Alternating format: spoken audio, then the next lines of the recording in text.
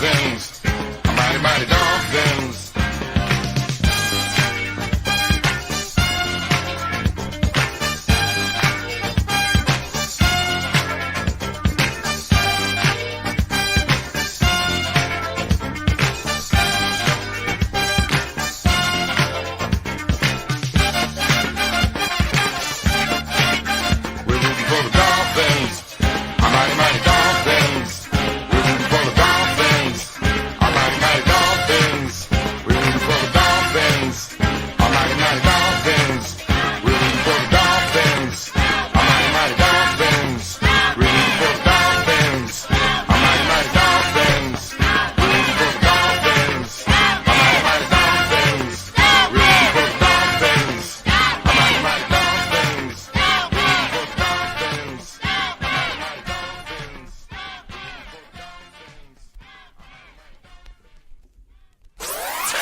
You're listening to the DolphinsTalk.com podcast network.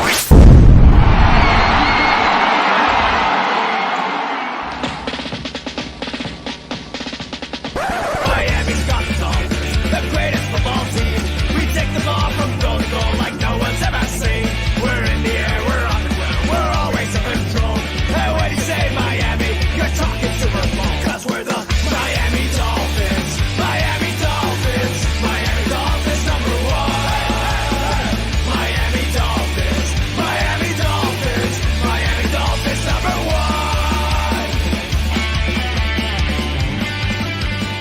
Hello, hello, hello, Miami Dolphin fans, and welcome to the Same Old Dolphins Show, sponsored by BetUS, part of the DolphinsTalk.com podcast network. I'm Josh Katzker. With me today and every day is my brother from the exact same mother, Aaron the Brain. Aaron, say hello to the people.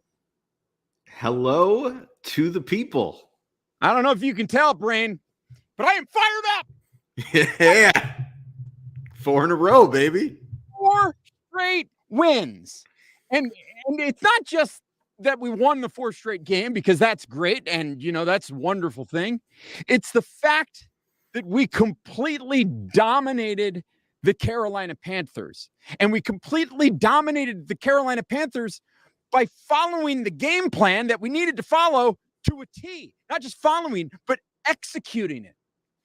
And it was as if the Dolphins could do almost no wrong on Sunday. I don't want to get carried away and say it was one of the greatest performances I've ever seen from the Dolphins, because it certainly wasn't that.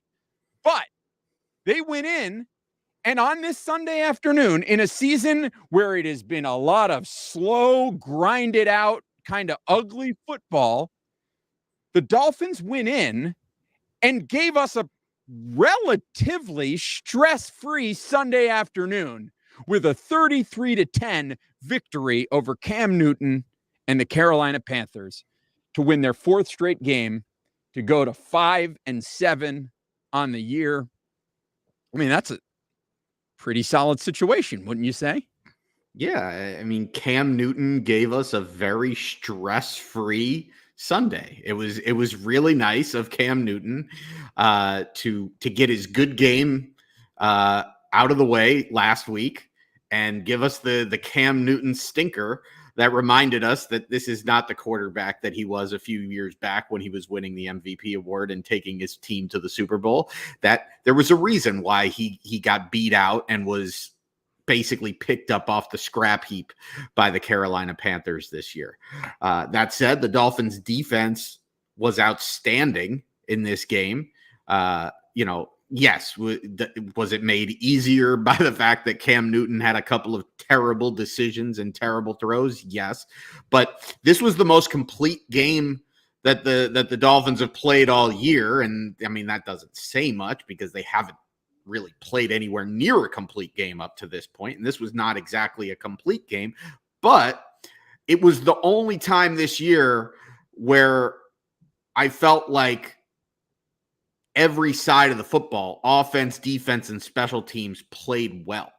They didn't play. I didn't feel like the offense did anything amazing. The special teams obviously gets a gets a touchdown. I mean, when you get a touchdown on special teams, that's an A performance.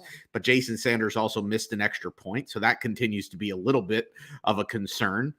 And the offense, I just thought was efficient and did what it needed to do with the opportunities, albeit had a couple of moments that were pretty ugly in this game. And if it wasn't for the fact that the defense basically put us on the doorstep for, I think, 10 points, and the special teams gave us a touchdown, this game could have been a lot different. But at the end of the day, they did play complimentary football, and they beat a Carolina Panthers team that had a lot to play for.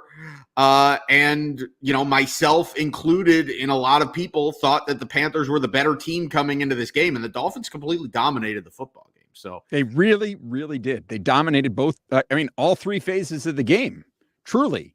And that was so remarkable. And now, granted, maybe they got a little bit lucky because Christian McCaffrey has what we now know is a season-ending ankle injury that early on in the game, and so he really was not ever a factor in this one.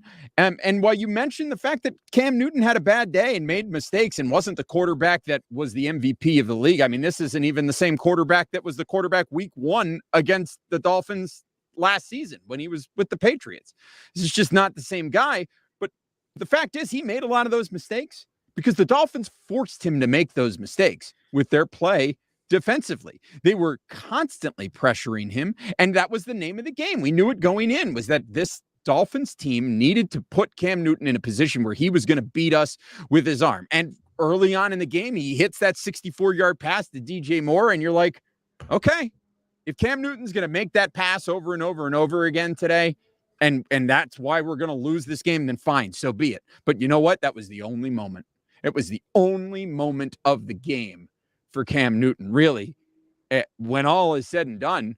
Because, I mean, look at his final statistics. Cam's final statistics are 5 of 21 for 92 yards.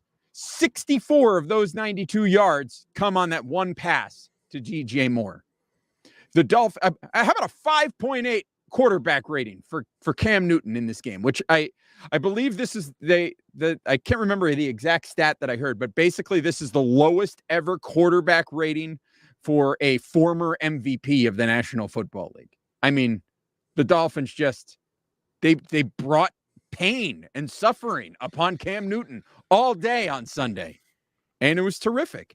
And it was in all aspects of the defense. I mean, you got to give a lot of credit to the line and Jalen Phillips in particular really coming into his own. Emmanuel Ogbah continues to show that, the Dolphins brass that, hey, pay me. And they really need to. They really need to pay this guy. He's continuing to play really well. We saw a great game for Jalen Phillips, adding another few. I can't remember what the total number of sacks that he ended up with this game, whether it was how they rated it, whether it was 2.5, 3 sacks. I mean, a great game for Jalen Phillips, who is now second in the NFL when it comes to sacks by rookies. And let me read you this stat because it's, I think, really impressive. So Micah Parsons leads the NFL in sacks by a rookie for 2021 with 10. Jalen Phillips is right behind him with 8. Micah Parsons has played 620 snaps this season. Jalen Phillips, 449.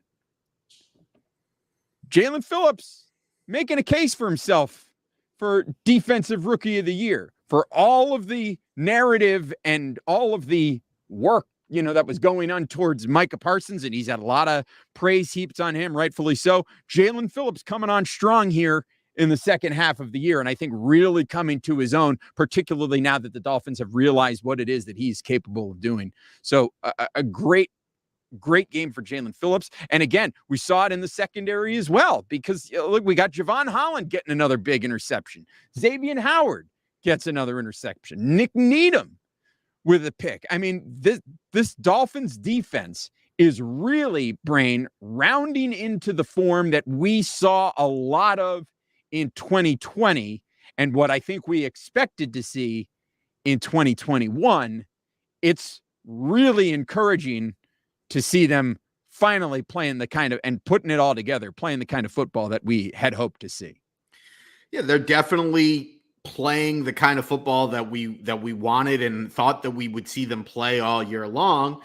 And you know, it makes you wonder like what took so long. And I get it, when it comes to Jalen Phillips, when it comes to Javon Holland, these are two young guys that are getting better in their rookie season and are developing.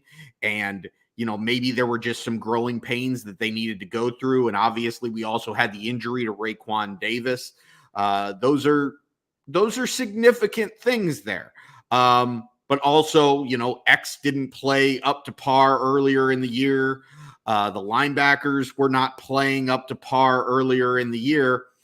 And the team in general was not playing up to par earlier in the year. And I think now, look, we got to see the way the rest of this season pans out, but there is significant evidence that we have a trend here with Brian Flores as the head coach, that this team gets off to really slow starts and then sort of figures it out as the season goes on. And it's cool. You want to get better as the season goes on, and you want to be playing your best football when you get into December and January. That's absolutely true. However, they probably cost themselves the playoffs by getting off to a slow start this year. And I tweeted out, tongue in cheek, about, maybe what we need now is because we have two offensive coordinators, we need two head coaches. We've done the two quarterback system. We got the two offensive coordinator system. We need two head coaches. We need a head coach to start the first half of the year, and then we need to bring in Brian Flores as the closer to coach the second half of the year. We got to figure this thing out because there's something to this. Why are we getting off to such a slow start? It can't just be that you had a couple of rookies on defense. Well, no, but I certainly think that's part of it. I think another part of it is the beginning of this season, the Dolphins were expecting their offensive line to play one kind of way and got very different play out of it. And it's taken some time for them to figure. Well, why? That's a great question. But that's a whole other. Their offensive line isn't playing any better. The offensive line isn't the reason for the turnaround. No. I understand that, but they've certainly, having Tua back there and calling the plays to get the ball out of his hand faster and dealing with the fact that you now understand that your offensive line can't protect your quarterback, even though I think they could be doing more to generate some time for their quarterback.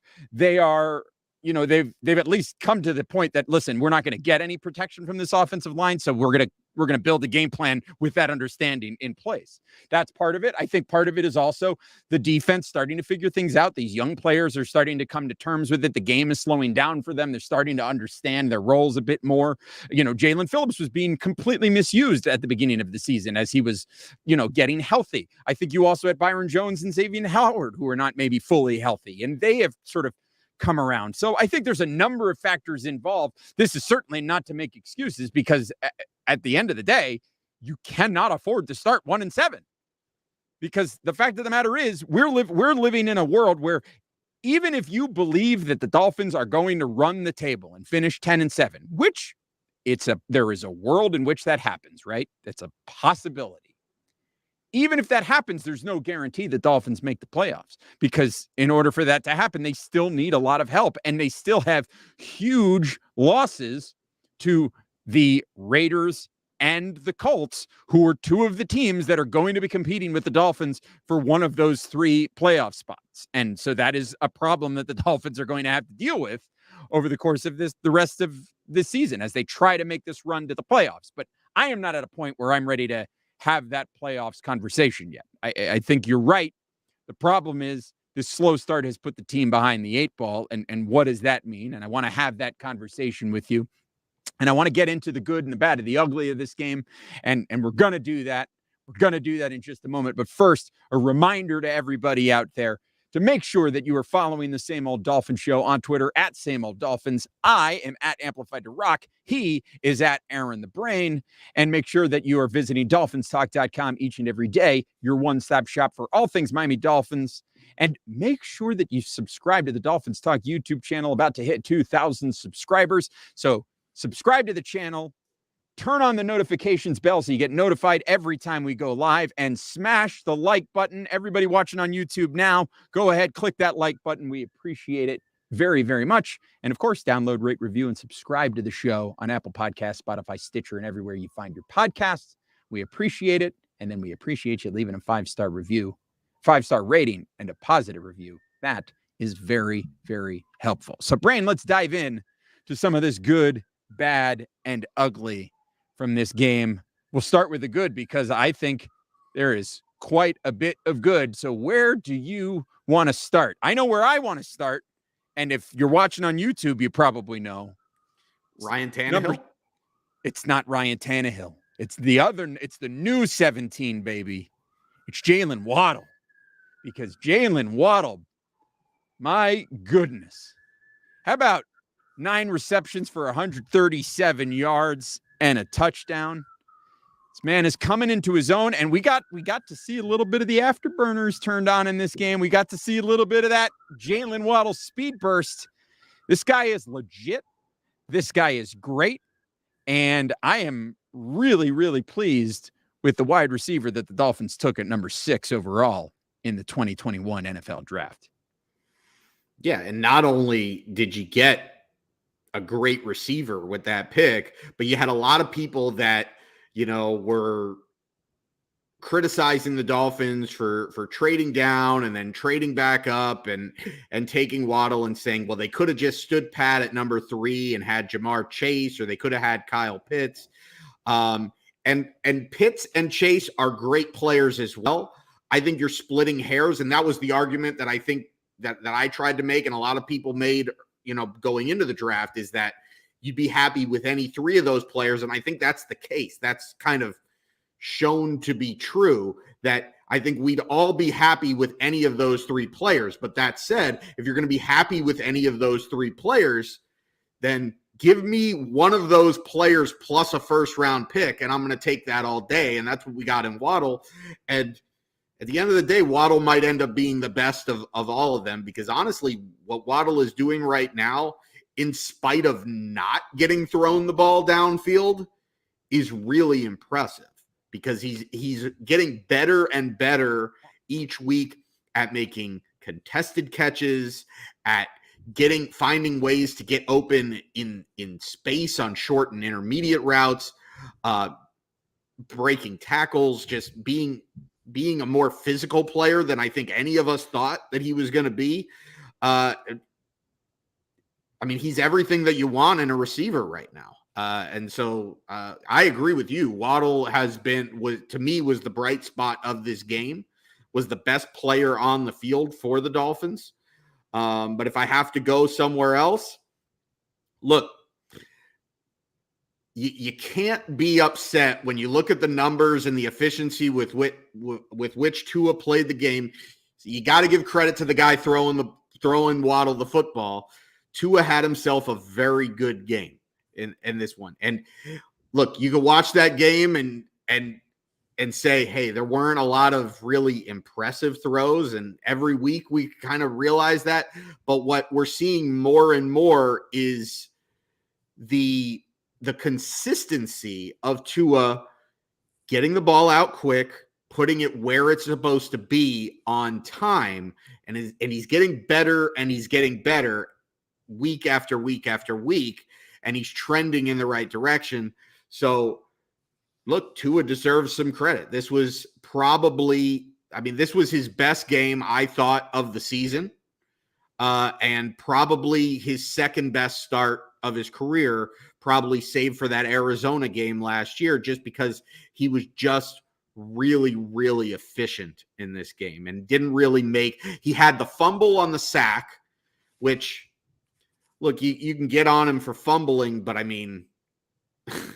it's kind of hard to fault him when he's taking a blindside hit. And then other than that, what are you going to get on him for a couple of bad snaps? Now, one of those snaps was a low snap that he should have caught. He didn't catch it. And then that ended up, resulting in him having to rush a throw that ultimately ended up with the Dolphins having to punt the ball. But I mean, that was his worst play of the game. Right. Was him dropping a low snap, picking it up and throwing an incomplete pass. I mean, you're going to get on him for the snap that was rolled to him and say like he could have fallen on it and that would have saved the Dolphins from giving up a field goal. Maybe. But I mean, at that point, you're being really nitpicky on what was a really efficient game by Tua. 27 to 31, 230 yards and a touchdown, QB rating 108.3. And it was a really, really solid performance from Tua Tagovailoa. I mean, I don't know how you argue with that. It was a really good game by Tua. There's another good that we got to mention here, Brain. How about the addition of Philip Lindsay? I don't think either of us talked about it in the segments that we recorded ahead of this game when we were, it was Thanksgiving and kind of got lost in the shuffle.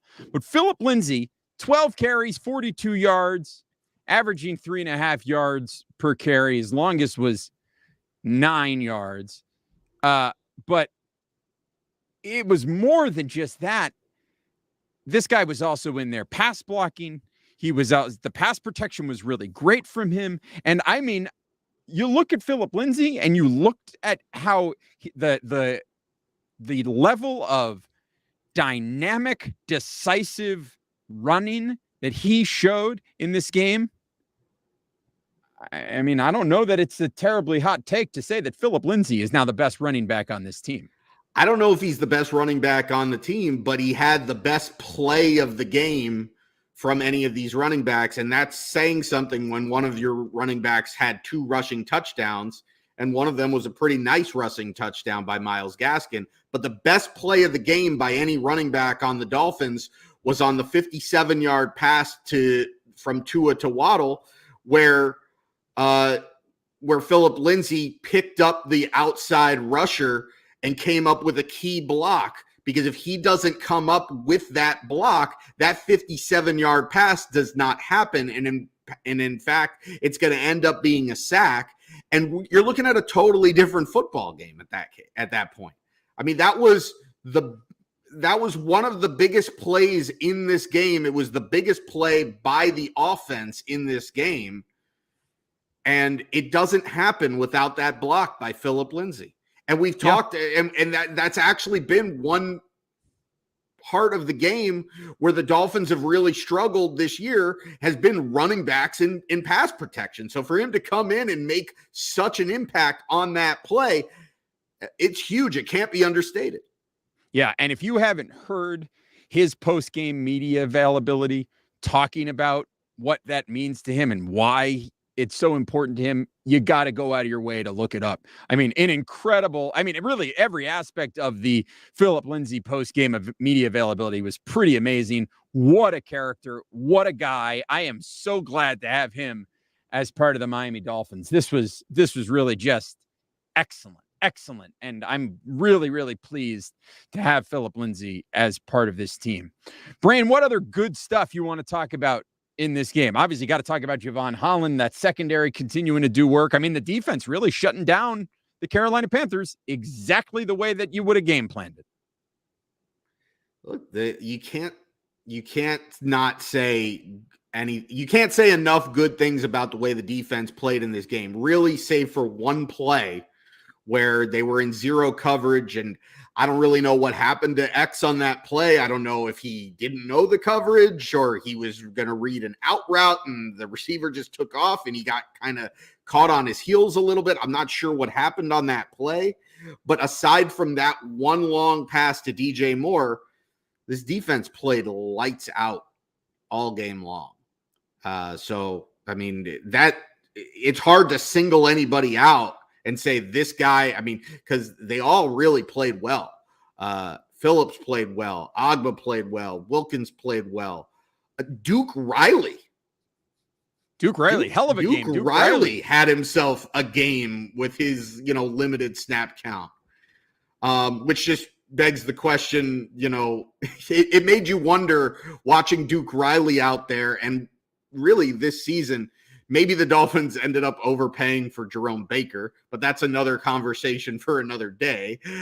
Because if Duke Riley is doing the things that you wanted Jerome Baker to do, then maybe Jerome Baker is nothing special. But that said, today's not the day to have that conversation. It was just a good day from pretty much everybody on that Dolphins defense. But I think, X obviously, made up for the mistake, had himself a big interception that put the Dolphins on the doorstep for a touchdown. Javon Holland showing big plays every week now.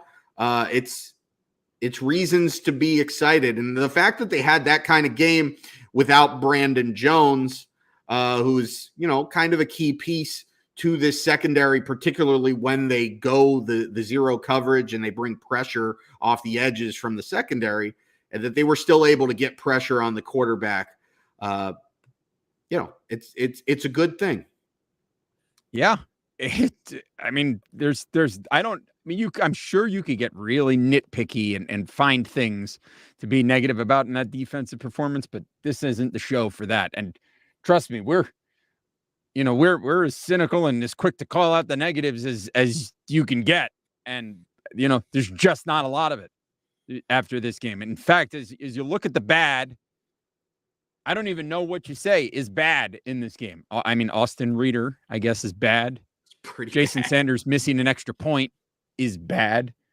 In fact, I was thinking Austin Reeder was going to be my ugly in this game.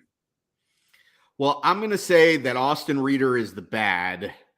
And, I think the Dolphins spared us and didn't really have anything ugly. I mean, you could talk about the Brian Flores challenge early in the game.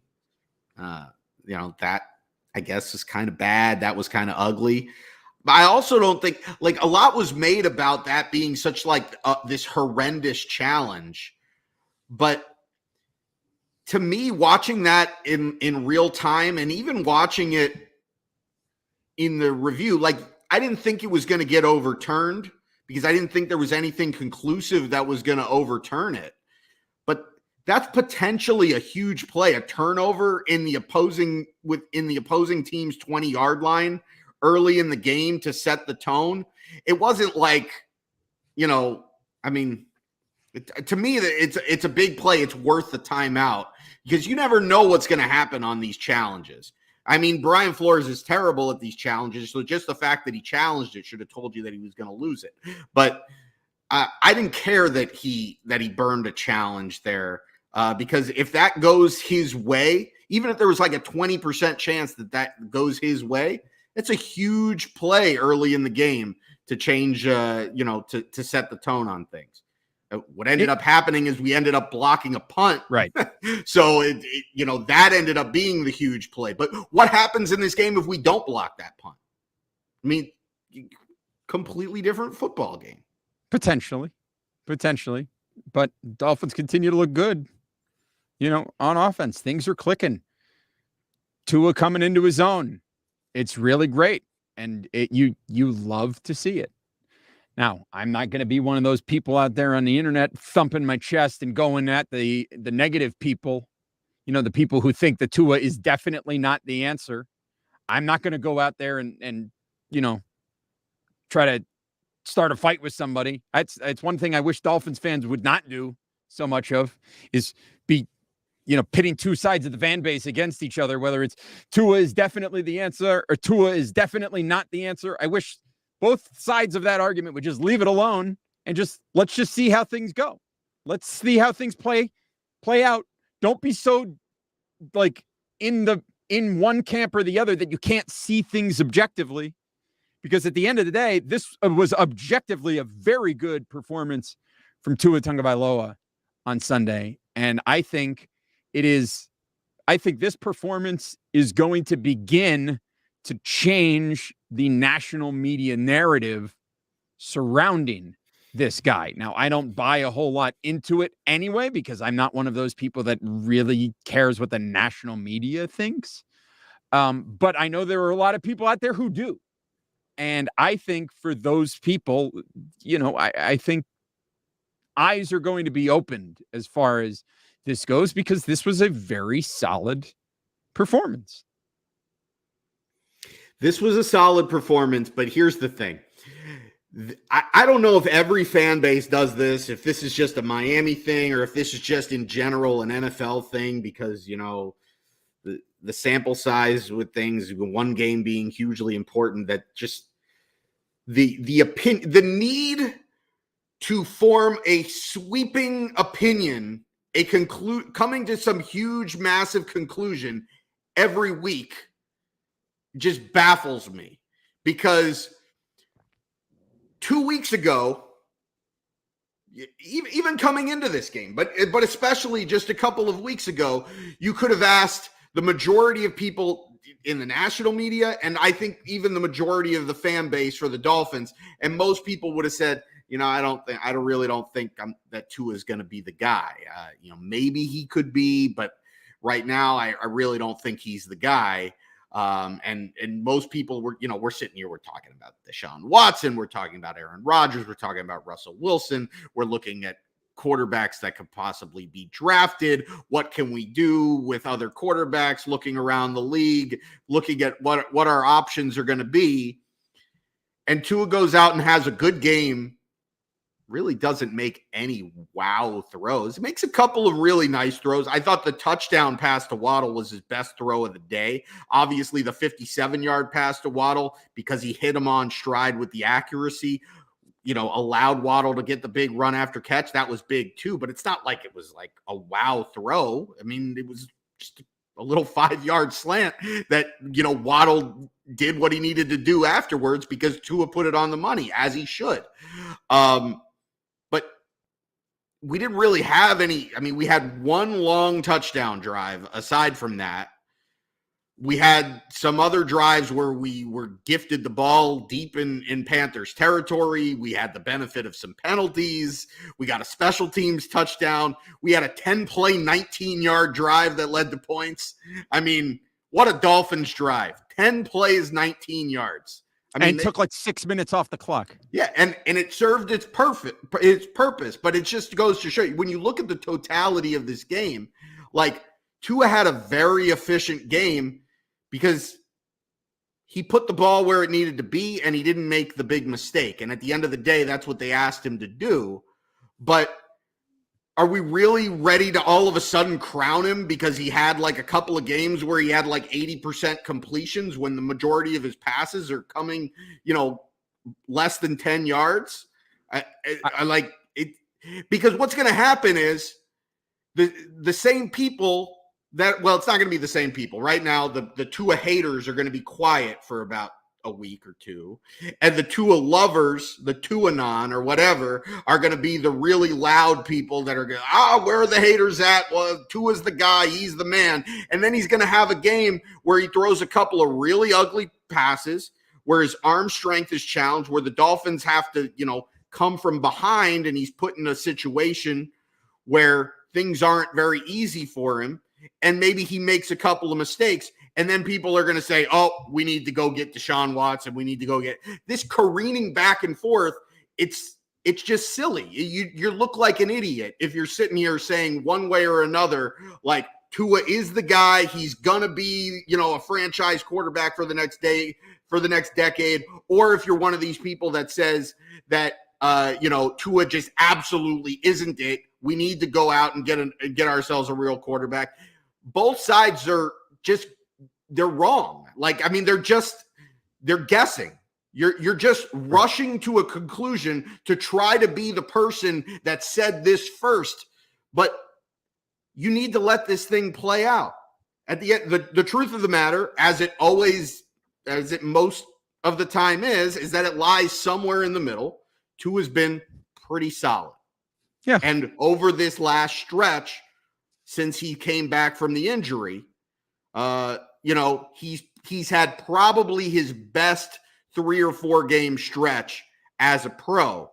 And you should be encouraged by that, regardless of whether you think he's going to be the answer, Hall of Famer, franchise quarterback, whatever. You should be encouraged by the fact that your young quarterback, who didn't play for the first half of his first season and missed some significant time already this season, is showing signs of improvement and is trending upward. You should be happy about it. You should be excited about it. But you should not be overboard about it the same way you shouldn't be overboard about it the next time he has a bad game, because it's going to happen. He's not just going to he's not going to throw like 20 touchdowns and no interceptions the rest of the season. It's not going to happen. And that's the thing. And nobody's telling you don't enjoy it. Of course, enjoy it. It's great. It is a wonderful thing for the Miami Dolphins if Tua comes out here and plays really, really great for the rest of the season. And by the way, I want to share, because he's played 16 games now. He started 16 games. So we now have those stats for his first 16 games in the book. He is 351 of 524. It's a completion percentage of 67% for 3,515 yards, 21 touchdowns, 11 interceptions. He has a passer rating of 90.5. And he also has 6 rushing touchdowns. If those are the numbers for your rookie quarterback after one season, you're feeling pretty good about your quarterback. Now, here's the thing, and this is a really good point that Chris Kaufman made on Twitter, which is that you have people who are caught up, whether subconsciously or consciously, on tangibles like size and arm strength and that sort of thing. And it makes a lot of sense, right? You're going to, a football player that is a big guy, a bigger quarterback is going to have a lot more leeway, and people are going to give that guy a lot more time because he's got the natural physical gifts. So you're going to tend to give him a bit more leeway and a bit more time to develop. But when it comes to a guy like Tua, who has less obvious, clear-cut tangibles, if you will. He's not a big guy. He is not gifted with a huge arm. His strength is a bit more in those intangibles when it comes to reading the game, when it comes to decision making, when it comes to accuracy. Those are not the same kind of thing. And so a quarterback like that is given a lot less rope, whether it's, again, subconsciously, whether it's something that you think about, and it's something that everybody does. Everybody has these, inherent biases, whether they are, choose to admit it or not, they exist. And that has absolutely played into this narrative, and why is part of the reason why so many people who are have just made up their mind that this guy is not the guy. The injury-prone thing is a very real possibility. It's a very real part of who Tua is, and it is a very big concern as he goes through his NFL career. And until he's able to string a few 16-game or 17-game seasons together now, that is going to be a black cloud that hangs over him. And that's just the way it is. But when you look at it on its face, when you look at the numbers are what the numbers are, and they don't lie. And you look at the way the Dolphins are constructed, if they can get more consistent play out of their defense and Tua doesn't get injured this year, perhaps we're looking at a team that is not, longingly hoping that they can win out and get into the playoff mix. We're talking about a team that is already right in the middle of the playoff mix. So again, I know I'm one of those people who tends to be a bit more bullish on Tua in general. I was very much on board with the organization drafting him, and I want to see him succeed, and I want to see him succeed for the Miami Dolphins. But I understand that, the jury is still out at the end of the day. And let's not forget that this is Tua happens to play football for an organization that up until a month ago was trying to make a trade for another quarterback with a lot of significant off the field baggage, for lack of a better term, right? That's who this organization is. So the jury is still out on Tua, and he still has quite a mountain to climb to convince the organization that he is and should remain the guy. And if you're a Miami Dolphin fan, you should be cheering for that. You should be cheering for him to make that point, because then you have your quarterback and you have all of this additional draft capital as well that you might otherwise be trading away. So anyway, I don't want to get into the middle of this war between these two sides of this player. As somebody who tries to be in the middle as much as possible and tries to be as objective as possible when it comes to the quarterback and it comes to every player on this team, I'm trying to stay out of the pissing contest between these two sides of the fan base that just seem to have more interest in being right for themselves and serving themselves for social media clout or whatever it is. There seem to be some people who are more interested in self-serving bullshit like that than actually supporting and cheering for the team that they supposedly are fans of. Anyway, that's all I want to say about that. Yeah, I mean, I don't know about all that, but I'm just saying we don't need to have a conclusion. Like no, we said coming into the season, hey, this season is about Tua's development. And we've seen him start 8 games, 7 games. Like, let's continue to then he got hurt. We went through this whole thing with the finger injury, and then we got through the trade deadline, and then we said it's a 9-game or 7-game, whatever it was, a 7-game audition. And we're 2 games into it, and we're coming to the conclusion. Decision made. He's the guy. No, it's a 7-game audition. Play out the 7 games. And you know what? If he gets hurt, that factors into it too. Because as Alexander Thompson, one of my good friends here, who faithful listener to the show, says, flaming everybody in the content. Yeah. Here's a stat, Josh. I mean, ignore the typo there. It's taken almost 2 full seasons for Tua to play a full season. That needs to be taken into account here. Because, and I said that. Right. Yeah, exactly. I mean, you said that, but just in general, just to reiterate, it's not a small thing that the guy, he got hurt a lot in college. People are talking about his size. He got hurt in the pros. Last year, he missed a game with a finger injury this year. Now, what I'll say about the finger injuries, and honestly, the rib injury too, is that Tua wanted to play through it. And if Tua wasn't a rookie or had a coach that was more inclined to let his players play through things, then I think Tua would have played through a lot. He would have played a lot more games this year. I don't know that he would have missed a game. Maybe he misses one game, the game right after the Bills game, but I don't think he goes on IR. And I certainly don't think he misses any games with the broken finger. And I think that was a mistake. And honestly, we got lucky that, it didn't cost us a game because we played the Texans and then, the Ravens played awful. So we were able to get some blown coverages and win that game. But so it didn't end up costing us anything.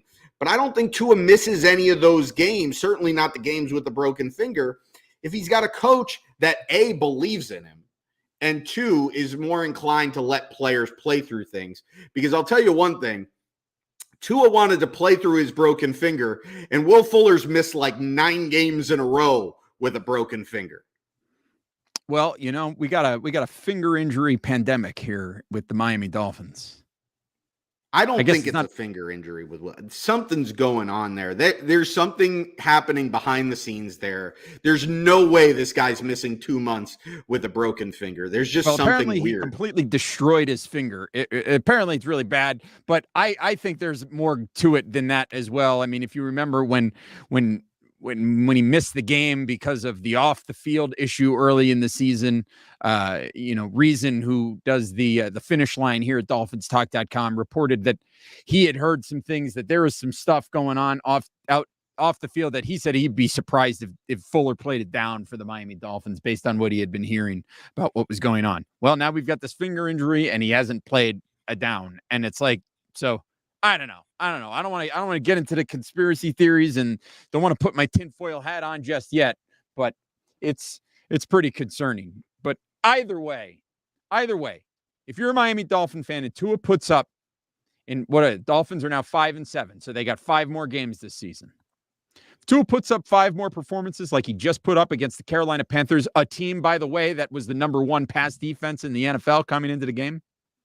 If he puts up 5 more performances like that are workmanlike, if not, not spectacular, but they get the job done and it's efficient and the Dolphins move the ball and the Dolphins can win games behind it. I mean, you're looking at the Dolphins team that is basically playing as a whole, basically the same way that this team was playing last year. Maybe the offense isn't quite clicking on all cylinders as the way as it was under Ryan Fitzpatrick, but you're looking at a team with a defense that can really keep your offense in the game by not giving up points. So you've got an offense that if they can score 24 points, can probably win a game. Yeah, I mean, if we play Cam Newton and Joe Flacco every week, yeah, probably. Hey, if we play Tyrod Taylor every week and we get lucky to get Lamar Jackson on his worst game, if we keep getting that, then, I mean, granted, these next 2 weeks are looking good. Can we talk about the quarterbacks that the Dolphins are going to play? I mean, it's looking good. Look, Daniel Jones. Yeah. Zach Wilson. Possibly Taysom Hill is where it sounds like the Saints are going next. And then the bumbling corpse of Ryan Tannehill. And then the apparently new odds-on favorite for Offensive Rookie of the Year, Mac Jones. Yeah, I mean, look, we're going to win the next 2. We should win the next 2 games. And, I'm just waiting to see who's going to be how long it's going to take. Where are you going to begin to drink the Kool-Aid? Because, at 5-7, a lot of people are already starting because they look at the schedule and they say, hey, we can do this. This can happen. This was the one that we needed to get past. This was the difficult one. And now 7-7 looks like very much a reality. And then once you're there, then you've got an opportunity to play for the playoffs. Sure. At what point do you get excited? I mean, I'm not there yet. To me, I am trying so hard. Like, I was thinking about this. I said, at what point in this season would I get excited and think, all right, this team could really make the playoffs? And to be honest, they'd have to get to the last game of the season. They'd have to be 9-7 with a chance to play for the playoffs. But I know, and I was thinking about it, and I was saying, but that if they do that, the second I get excited, whether it's that game, whether it's the Tennessee game, whether it's the New Orleans game, that's when they're going to do it. That's when they're going to break your heart and lose by 30. But that's what they do. Same old Dolphins. And they've got the Patriots at home in week 18. So that's where you got to get excited. So that's it. That's the situation. I'm not going to get excited if we're 7-7. If we win in New Orleans, okay, I'm paying attention. But I'm still expecting us to lose in Tennessee. If you're 9-7, and you've got a home game against the Patriots, who you already beaten on the road this year, that's where I'm getting excited. Here's where I'm excited. I am excited. I will be excited when the Dolphins are in a position where if the results go the right way, they're in. Or they're at least in the position. Well, right? We're already in that position. No. Well, but there are so many things that need to happen right now. I mean, I'm talking about a situation where the Dolphins have a game coming up. Let's say maybe it's week 17 against Tennessee, where if the Dolphins win that game and a couple of results go the right way elsewhere, the Dolphins would be in a playoff position. That's when I'm fired up. That's when I'm excited. That's when it's a realistic possibility. There are so many dominoes that need to fall. Let's not forget. Let's take a look at the AFC standings right now. Okay, I'm going to pull them up here.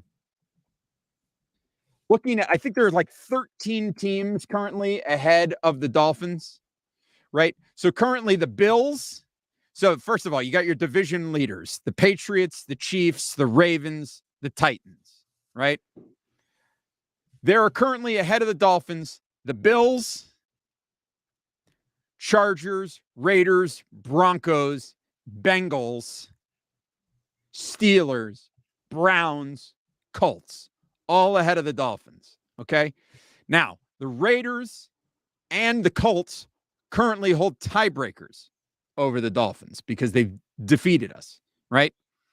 The Bills and the Bengals currently both only have 4 losses. So the Dolphins are 3 games back of both of those teams. Dolphins are actually 4 back of the Bills because the Bills beat us twice already this season. Okay. Then you've got all these teams with 5 losses. The Chargers, the Raiders, the Broncos, the Steelers. Then you have the Colts, the Browns with 6 losses, right? There's a lot of traffic in front of the Dolphins. There's a lot that needs to happen for the Dolphins to entertain the possibility of, the playoffs. We could go to the playoffs. It's a possibility, sure. But is it something that I'm getting excited for and really believe is going to happen? Not yet. Not yet. Let's beat the Giants. Let's beat the Jets. Let's be 7-7, and then let's win in the Superdome on Monday Night Football to go 8-7 against another very tough NFC South defense. And if you're 8-7 with 2 games left to play, let's take a look at where we're at that point. Oh, so you're going to get excited 1 week early. Well, if things go the right way, there's a possibility the Dolphins could find themselves at 8-7 and still be 2 games back of a wild card spot. Yeah. That's not an exaggeration. That's a very real possibility. And that's all, again, because of the hole that the team dug themselves into at the beginning of the season. So, which comes back to the idea of why can't Brian Flores' teams play better at the beginning of the season? And maybe that's continuity. Maybe it's the continuity thing. And so maybe when Eric Studesville and George Godsey are the offensive coordinators again next season, this offense will click at the beginning of the season. Jesus Christ. You got to be fucking kidding me with this. And that's the worst part about this whole thing is that you're absolutely right. That's what's going to happen.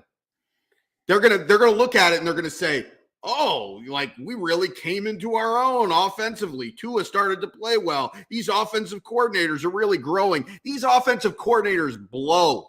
They suck. They can't even move. They can't even figure out, hey, your offensive line sucks. Let's maybe think about moving our quarterback outside of the pocket. Hey, teams are more efficient when they pass on first down. Let's run on first down, even though we're the worst rushing team in the league. Like these offensive coordinators are awful. But the Dolphins, taking advantage of the soft part of the schedule, as predicted, are coming into their own. And so instead of making the big move that should have been made weeks ago, they're going to fool themselves into thinking that everything is going all right. When we inevitably miss the playoffs because we lose a couple of games, they're going to come up with the excuses and they're going to say, oh, well, things just didn't go our way early in the season. Next year will be different because Tua will have more experience and we didn't have, 2 young rookies that we were depending on developing and 2 unknown offensive coordinators that are now coaching at their peak. It's going to be the same shit. What team do we cheer for? The same old Dolphins. This is what we do. Well, hopefully they can turn a corner and good things are in the future. That's what we're going to hope for, but because of the pain that this team has inflicted on me for so long, I'm kind of in a constant state of expecting the worst and hoping for the best. And that's just where we are. But hey, I don't want to get excited. I don't want to get excited. I don't think I'm going to get excited because I think they'll lose before I get excited. I'm worried. I'm worried. Let me ask you this, right? Because we like to try to just, isn't there something good about the fact that this team is sucking you back in, pulling you back in? Like Al Pacino, what's good? The thing about it is what's good is what's bad. What's good is what's bad. Because what's good is that they're making things entertaining and they're slowly but surely getting you to be like, okay, I see that things are moving in the right direction.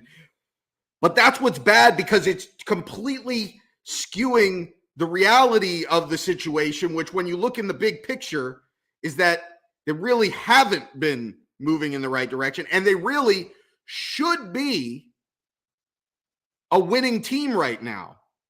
But the reason that they're not is because they're poorly coached. They had a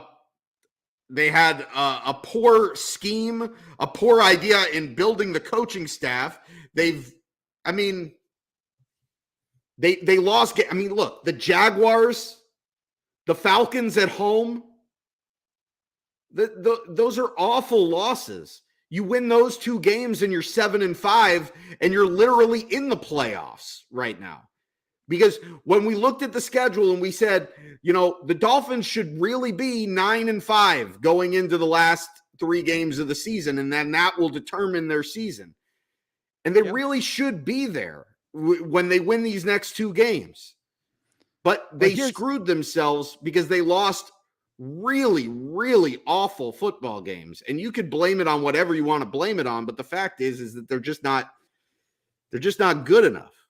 Well, they weren't good enough at the beginning of the season, and even if they're good enough now, the fact that they weren't good enough at the beginning of the season is why they're not going to make the playoffs. And then if you fool yourself into thinking that next year is going to be somehow different if they bring this same cast of characters back, well, that's the worst thing that could happen. And that's why what's good right now is what's bad.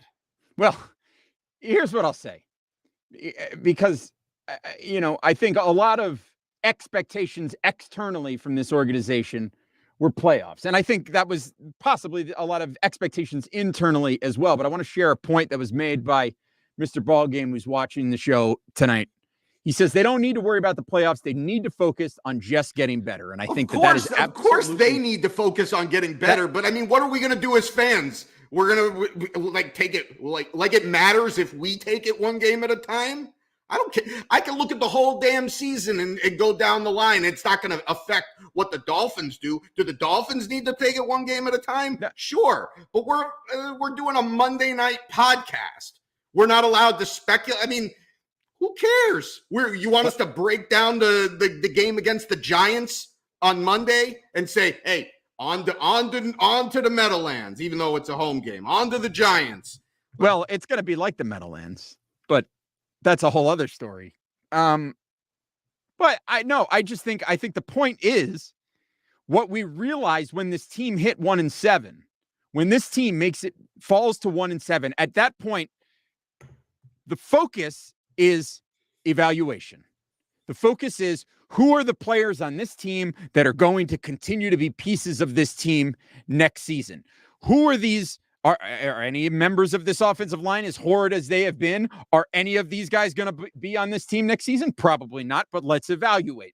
Which of these running backs, Myles Gaskin, Savon Ahmed, which one of them can make a contribution enough to be considered part of this team long term? These wide receivers, right? Which one of these wide receivers is going to be part of this team long term? Which of these young members of the secondary are going to be part of this team long term? And we are seeing it already that there are certain guys who are shining. You are seeing players like Jalen Phillips and Javon Holland and Brandon Jones and Duke Riley performing, Andrew Van Ginkel continuing to perform. You've got all of Emmanuel Ogbah. You've got guys that you can look at and go, okay, as we continue to move forward, these are the guys that we want to have around. And that should continue to be the focus until we get to a point where playoffs are a real legitimate possibility for this team. Then at that point, as a fan, you go, okay, yeah, now I'm in, let's get to the playoff mode. But I'm talking about, let's evaluate. Let's look at what this team is doing. Let's look at who these players are. Let's see the progress that they're making. And then if we make the playoffs, fantastic. And let's evaluate how that happened and how that progress. It's the same thing with we talked about Tua in his 7-game audition, right? And waiting until what happens at the end of that 7-game audition. Let's see how that plays out. Let's see how this season plays out with all of these players that are on this team before we jump to conclusions and start thinking about all of the grand, wonderful possibilities that the playoffs have to offer. Because I think you can look at it on its face and immediately go, this is not a team that's making a deep run into the playoffs. Sure, anything is possible. But as you look at it on its face, this team is in a hole because of a number of reasons, right? And a number of those reasons, that record is because this team is what they are. Sure. A mediocre football team. And that's I'm not saying that that's surprising in any way. How could I say that that's surprising hosting a show called the Same Old Dolphins Show? But that's it. No, I completely agree with you. But what I don't want to happen, and again, this is another case of what's going good is what is bad, is that we tend to look at the results and think that everything, when the Dolphins win, we tend to think everything is good. And when the Dolphins lose, we tend to think that everything is bad. And the truth of the matter is that even though they're playing better, like you mentioned some guys there, like you mentioned Emmanuel Ogbah and needing to pay Emmanuel Ogbah. I think they probably do need to pay Emmanuel Ogbah. Unfortunately, I think they probably should have paid him last year going into this year, because instead they're going to let him hit the open market. And what they're going to end up doing is overpaying for Emmanuel Ogbah, because Emmanuel Ogbah is a good player, but he's not a great player, but he's going to end up getting paid like a great player. And so that's going to be a tough decision.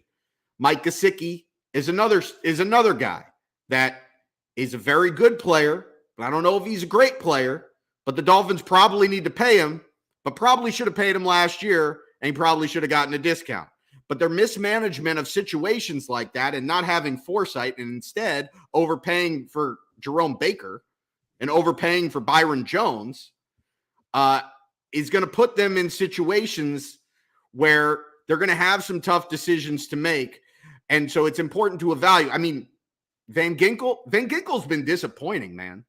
Like he makes a couple of decent pressures here and there, but I'm not saying Van Ginkel is a bad draft pick because he was drafted in like the 4th round. So what you're getting out of Van Ginkel is good for where he was drafted. But considering the expectations coming into the season where Van Ginkel was supposed to take this step and be some great edge rusher, he's like the 4th best blitzer on the team. I mean, he's a sub-package linebacker. He's not really like Van Ginkel is not a big part of this future, at least not if you have to pay him.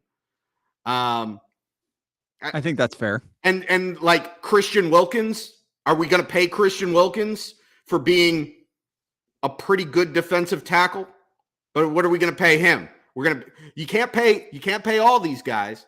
Not all of these guys are really good. So I agree with you. Let's evaluate. So let's do that. Let's evaluate. I just don't want to get too excited and think that, just because we're winning football games, that the evaluation of all these guys, and Tua is included in that, just goes through the moon. Let's look at it objectively. Tua made a couple of good throws. He didn't make mistakes. He's proving to be a pretty good game manager. Absolutely. Absolutely. Now, listen, I don't want to get upset. I mean, we just won 33-10, for God's sake, right? That's something to be excited about, right? I was so fired up at the top of this, and now I'm all pissed off because we're talking about the playoffs. What happened? How did this happen? What is this team doing to me? Well, I'm the heel of the program. You are. You certainly are. You are the MJF of the Same Old Dolphins Show. So, my friends, thank you as always for listening to the Same Old Dolphins Show. Reminder, make sure that you check out our sponsors. Go to manscaped.com. Use the promo code Dolphins Talk. Save 20% off your order and get free shipping on the best men's below-the-waist grooming products in the world. Head on over to BetUS. Use the promo code Dolphins Talk. Get a sign-up bonus of 125%. That's a really great thing to do if you want to get into the sports gambling. Make sure that you download, rate, review, and subscribe to the Same Old Dolphins Show on Apple Podcasts, Spotify, Stitcher, everywhere you get your podcasts. Leave us that 5-star rating. Leave us a positive review. We appreciate it. Subscribe to the Dolphins Talk YouTube channel. Turn on the notifications bell. and like this video. Share it with your friends. Send it everywhere around. We love interacting with new Miami Dolphin fans or even old Miami Dolphin fans who are just discovering the show for the first time. We love talking to everybody. And, listen, I know I get upset sometimes about, certain attitudes of certain people that support this team or purport to support this team. At the end of the day, it's all love. It's all love. Love the Miami Dolphins. And that's all I got to say about that. DolphinsTalk.com, at Amplified to Rock is me. He is at Aaron the Brain. The show is at Same Old Dolphins. How about the Facebook page? Facebook.com/Same Old Dolphins. You can give us a like over there as well. We will be back with you again later this week to preview the game against Daniel Jones. Danny Dimes coming to town to take on the Miami Dolphins. And that's going to be a scene because there's going to be quite a few Giants fans down there at Hard Rock Stadium for that one. But we'll be back to preview that later on this week. In the meantime, take care of yourselves and each other, and we will talk to you again next time. Bye-bye, everybody. Go Dolphins! Go Dolphins.